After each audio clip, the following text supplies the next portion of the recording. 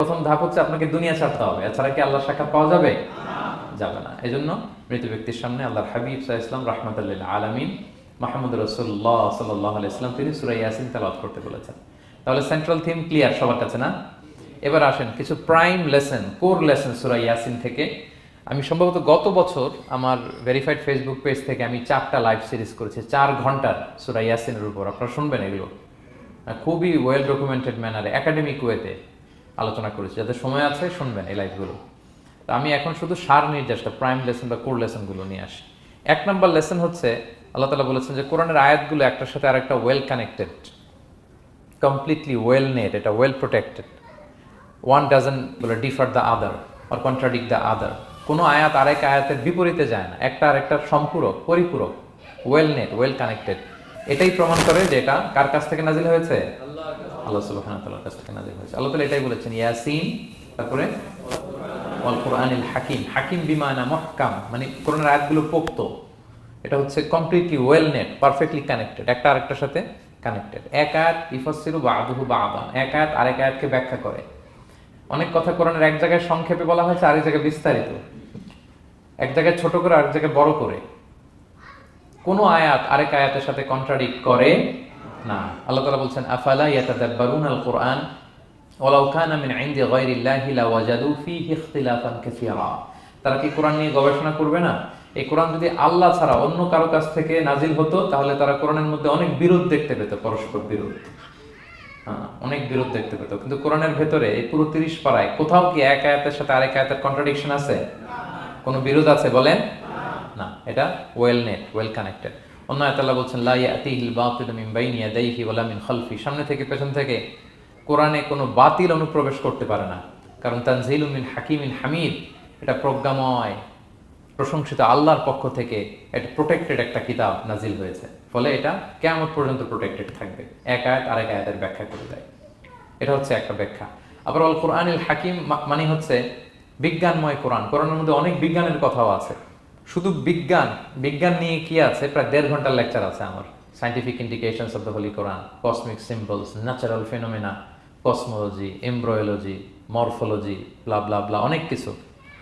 কিভাবে এই পানি উপরে যায়, ওয়াটার সাইকেল, হাইড্রোলজিক্যাল সাইকেল, বৃষ্টি হয়, সূর্য কিভাবে ডুবে ওঠে, চাঁদ, তারপর মহাবিস্ফোরণ, বিগ ব্যাং থেকে শুরু করে মায়ের পেটে বাচ্চার ভ্রূণ কিভাবে ডেভেলপ করে, যত কসমিক সিম্বল আছে কোরআনে, এটা নিয়ে আমার 1.5 ঘন্টার একটা কোরআনের সায়েন্টিফিক ইন্ডিকেশনাল লেকচার আছে। তো সেদিকে আমি যাব না। তো আল কোরআনুল হাকিমের 2টা ব্যাখ্যা হয়। এক হচ্ছে মুহকাম, মানে কোরআনের আয়াতগুলো প্রোটেক্টেড, কানেক্টেড। আরেকটা হচ্ছে কোরআনের আয়াতগুলো বিজ্ঞানসম্মত, বিজ্ঞানের সাথেও কন্ট্রাডিকশন করে না। কিছু যদি অমিল থাকে, বিজ্ঞানের অপেক্ষা করা উচিত। বিজ্ঞান সামনে আরো শিখবে, আরো জানবে, আরো ডেভেলপ হবে, তখন বারবার বিজ্ঞানের মাথা কোরআনের দিকে নিচু হয়ে আসবে। ঠিক কিনা বলেন? যত দিন যায় সহজ হয় কোরআন বোঝা আমাদের জন্য। বিজ্ঞানের আবিষ্কারের কারণে কোরআন বোঝা সহজ হয় এবং মিলে যাচ্ছে সবকিছু। তাহলে এটা হচ্ছে 1 নম্বর লেসন সূরা ইয়াসিন থেকে, যে কোরআনের সব ভার্সেস গুলা আর পারফেক্টলি কানেক্টেড, ইন্টারকানেক্টেড। 1 নম্বর।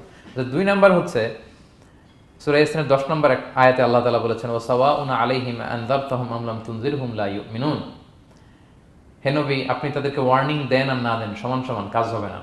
এর কারণ হচ্ছে জেনে বুঝে যদি কেউ সত্যকে প্রত্যাখ্যান করে, তার অন্তরে আল্লাহ মোহর মেরে দেন। জেনে বুঝে সত্যকে প্রত্যাখ্যান করলে, আমি বুঝি নাই, আমি শুনি নাই, আমি জানি নাই, এটা আল্লাহ মাফ করবে। আমি কনভিন্স হই না, এই জন্য মানতেছি না, কিন্তু আমি জানি এটা সত্য, এরপরেও যদি সত্যটা গ্রহণ না করি, তাহলে কার মুক্তি আছে বলেন তো? না, তাহলে এর মুক্তি নেই। এজন্য যারা সত্যান্বেষী তাদেরকে আল্লাহ পছন্দ করেন। ভুল করে না এরকম কোনো মানুষ নাই পৃথিবীতে। সবাই আমরা ভুল করি, সবার ভুল হয়, এটাতে কোনো অসুবিধা নেই। কিন্তু জেনে আমি সত্যকে মানবো না, এটা আল্লাহ কখনো মেনে নেয় না। অন্য আয়াতে সূরা বাকারা আল্লাহ বলছেন খতামাল্লাহু আলা কুলুবিহিম ওয়া আলা সামঈহিম ওয়া আলা আবসারিহিম গিশাওয়া ওয়া লাহুম আযাবুন আযীম। যারা জেনে বুঝে সত্যকে মানে না, নেগলেক্ট করে, তাদের অন্তরে আল্লাহ সিল গালা মেরে দিয়েছেন, কর্ণকুহরে ছিপি ঢুকিয়ে দিয়েছেন, চোখের সামনে পর্দা, কিছু দেখে না। কারণ ওরা সত্যটা মানতে চায়, নিয়তি করে ফেলছে যে আমি মানবো না। কেউ যদি নিয়ত করে ফেলে যে আমি বুঝবো না, যত বুঝাক তারা বোঝানো যাবে। আমরা বাংলা একটা কথা বলি না যে ঘুমিয়ে থাকলে তাকে জাগানো সহজ, কিন্তু ঘুমের ভান ধরলে, ভান ধরে আসলে তো ধাক্কা মারতেছি, টানতেছি, ও কি উঠবে ঘুম থেকে? না। এটার উদাহরণ দেখেন আবু জাহেল আর ওমরে ফারুক রাদিয়াল্লাহু তাআলা আনহু, দুইজনই ইসলামের শত্রু ছিল, ইসলাম বিরোধী ছিল। কিন্তু ওমরে ফারুক রাদিয়াল্লাহু তাআলা আনহু ছিলেন সত্যান্বেষী, সত্য শুনলেই মানতেন। কিন্তু আবু জাহেল ছিল তার বিপরীত, সে ছিল গোঁড়া, অহংকারী, ইগোইস্টিক সমস্যা ছিল তার। সে জানতো যে আল্লাহর হাবিব সাল্লাল্লাহু আলাইহি ওয়াসাল্লাম আল্লাহর পক্ষ থেকে নাজিল হওয়া আসা একজন রাসূল, কোরআন আল্লাহর পক্ষ থেকে নাজিল হওয়া একটা কিতাব, জানার পরেও সে মানে নাই, ফলে তার নসিবে হেদায়েত জোটে নাই। কিন্তু ওমরে ফারুক রাদিয়াল্লাহু তাআলা আনহু কিছুদিন পরেই উনি শাহাদা পড়ে ফেলছেন এবং রাসূল সাল্লাল্লাহু আলাইহি ওয়াসাল্লাম দোয়া করেছিলেন যে আল্লাহুম্মা আইজ্জাল ইসলাম বি আহাব্বি হাযাইনি রাজুলাইনি ইনদাক, আল্লাহ দুজন লোকের যাকে তোমার ভালো লাগে তাদের একজনকে ইসলামের ছায়াতলে এনে তুমি ইসলামটাকে শক্তিশালী করো। একজন হচ্ছে আবু জাহাল, আরেকজন হচ্ছে ওমর। আল্লাহ তাআলা কার জন্য দোয়াটা কবুল করেছেন বলেন তো? ওমর ফারুকের জন্য, কারণ ওনার হৃদয়টা সাদা ছিল, সাদা মনের মানুষ, কলবে সালিম, সত্য যেখানে ওইটাই উনি গ্রহণ করতেন, সত্যের সামনে দুর্বল ছিলেন। আর আবু জাহেল জেনে বুঝে সত্যকে প্রত্যাখ্যান করেছে। সো 2 নাম্বার শিক্ষাটা আমরা যেটা পেলাম, যে জেনে বুঝে সত্য প্রত্যাখ্যান করলে আল্লাহ তার জন্য হেদায়েত বরাদ্দ রাখেন না। এজন্য আমরা আমাদের বাকি জীবনটুকু আমরা এই মেন্টালিটি, মাইন্ডসেট যেন আমাদের থাকে যে সত্য দেখলেই আমরা মানবো, যেখানেই সত্য ওইটাই আমি গ্রহণ করবো। কি বলেন? এটা যদি আমার বিরুদ্ধে যায়, আমার দলের বিরুদ্ধে গেলে, বাবার বিরুদ্ধে গেলে, মানতেই হবে আমাকে। সত্য যেখানে আছে ওখানেই আমাদেরকে ছুটে যেতে হবে। দুটো চলে গেল। 3 নাম্বার হচ্ছে, আমরা পৃথিবীতে যা করি আমরা অনেক সময় মনে করি যে দরজা বন্ধ করে দিলে, সুইচটা অফ করে দিলে আর বুঝি কেউ দেখে না।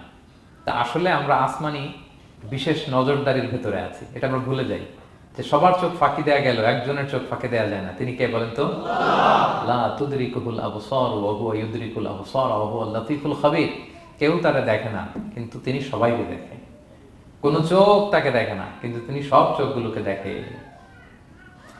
তাহলে 3 নম্বর লেসন হচ্ছে everything is recorded in well documented man. আমরা যা বলি, যা করি, যা লিখি, সবকিছু রেকর্ড করা হচ্ছে। কিন্তু সেদিন আপনি দেখবেন, ভালো করলেও দেখবেন, খারাপ করলেও আপনি দেখবেন। তার মানে সবকিছু লিপিবদ্ধ হচ্ছে, সংরক্ষিত হচ্ছে। এটা আল্লাহ কোথায় বলেছেন? সূরা ইয়াসিনের 12 নম্বর আয়াত। আল্লাহ বলেন নাকতুবু মা কদ্দামু ওয়া আসারহুম, তারা যা আমল করেছে আমি লিখে রাখি। ওয়া আসারহুম, এবং যা তারা দুনিয়ার জন্য রেখে গিয়েছে তাও লিখে রাখি। মানে এনি অ্যাকশন দে লেফট বিহাইন্ড, এনি ইফেক্ট দে লেফট বিহাইন্ড। এটা সাদাকায়ে জারিয়া বা গুনায়ে জারিয়া। সাদাকায়ে জারিয়া হচ্ছে আপনারা ভালো কাজ করছেন, ধরেন যে দ্বীনি জ্ঞান শিক্ষা দিচ্ছেন, আমি সূরা ফাতিহা শিক্ষা দিলাম আপনাদেরকে, তো আপনারা এটা দিয়ে আজীবন নামাজ পড়তেছেন, আপনার সওয়াব তো আপনি পাবেনই, কিন্তু ওই যে আমি শিক্ষা দিলাম একটা পার্সেন্টেজ সওয়াব আজীবন আমার আমল নামে আসবে। শুধু তাই না, আপনি যে আবার আরেকজনকে সূরা ফাতিহা শিক্ষা দিবেন, সে তার পরবর্তী নেক্সট জেনারেশনকে সূরা ফাতিহা, এইভাবে কিয়ামত পর্যন্ত এই চেইন ধরে সূরা ফাতিহা যত লোক শিখবে তারা তাদের সওয়াব ঠিকই পাবে, কিন্তু তার একটা পার্সেন্টেজ সওয়াব আল্লাহ তাআলা আমার আমল নামে দিয়ে দিবে। এটাকে বলে আসার। ওয়া নাকতুবু মা কদ্দামু, নিজে যে আমল করলাম আল্লাহ বলে এটাও লিখে রাখছি।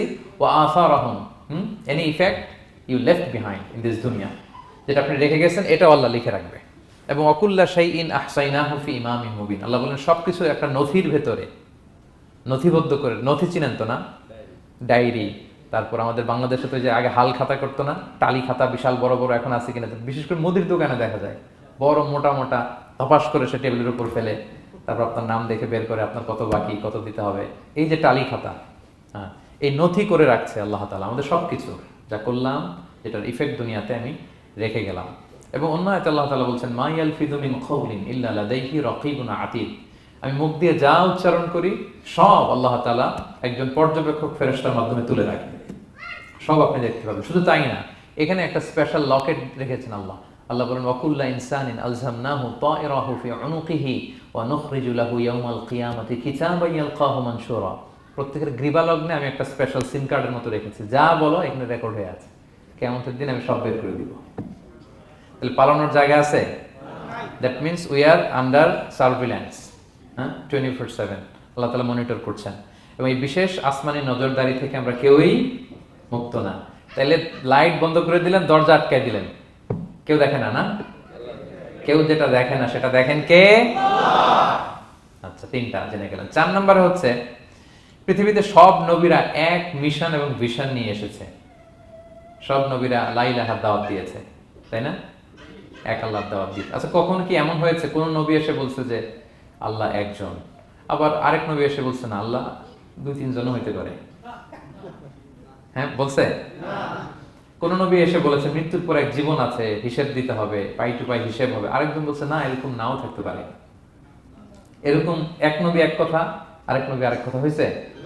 এগুলো নবীদের মধ্যে হয়, কবিদের মধ্যে হয়। এক কবি এক কথা বলে, আরেক কবি এক দার্শনিক এক কথা বলে, আরেক দার্শনিক আরেক কথা, এক রাজনীতিবিদ এক কথা, আরেক রাজনীতিবিদ আরেক। এদের মধ্যে ধাক্কাধাক্কি হয়, কিন্তু নবীদের মধ্যে কথার মধ্যে এগুলো আছে?